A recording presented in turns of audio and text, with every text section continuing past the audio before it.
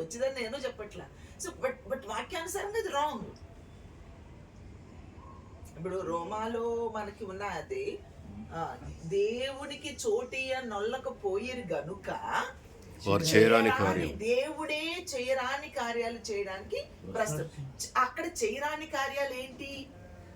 చాలా సింపుల్. మనలో ఉన్నాయి అన్ని అందులో ఉన్నాయి. సేవకులు మనం చెప్పుకుంటున్న మనలో ఉన్నాయి కూడా అందులో ఉన్నాయి. ఇవన్నీ అంటే భ్రష్ట కార్యాలట. ఈ భ్రష్ట కార్యాలకి దేవుడే అప్పగించాడట. అలాంటి వారు మరణానికి పాత్రులట. ఆ లిస్టుని మీరు ఒక్కొక్కటి చదువుకుంటే ఎవ్రీథింగ్ ఈజ్ ఇన్ అస్. ఒక 50% లేవేమో కదా, అర్థమైతే రావాలి కదా. ఇంకొక 50% మనలోనే ఉన్నాయి. అర్థమవుతుంది కాదు, 100% మనలోనే పైకి భక్తులు అని చెప్పుకుంటున్నాము. మోసగాళ్ళు, మనంత మోసగాళ్ళు ఇంకొకళ్ళు ఉండరేమో. అది చెప్పు, నేను నమ్ముతాను. నిజంగా మనల్ని చాలా సెల్ఫ్ డిసిప్లిన్ చేసుకోవాలి. చాలా రాంగ్ భక్తిలో మనం ఉన్నాం.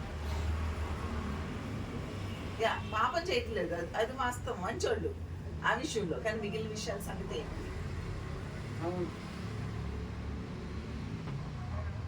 ఏమో నాకైతే ఒక్కొక్కసారి అనిపిస్తుంది, పాపోయి అసలు వెళ్ళిపోయి ఎక్కడ గుడిసేసుకొని వెళ్ళిపోవాలి అనిపిస్తుంది. సాగర్ గారిని అదే అడుగుతుంది, ఎక్కడన్నా ఒక ఎకరం కొనిపెట్టి నేను వెళ్ళిపోతాను.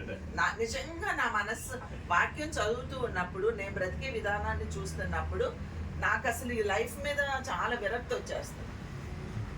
మనం చేసే సేవ విధానం మీద విరక్తి వస్తుంది. నాకు అసలు ఏది బోధించాలన్నా సరే నేను కంప్లీట్ ఒక మోడల్గా తయారై బోధించాలనిపిస్తుంది. వెళ్ళిపోవాలి, 2 కట్టుబట్టలతో వెళ్ళిపోయి ఒక చోటు ఉండి పొలం పనులు చేసుకుంటే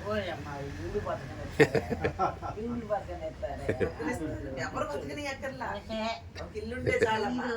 ఇల్లు ఉన్నా వాకిలు ఉన్నా మంచిది కాదు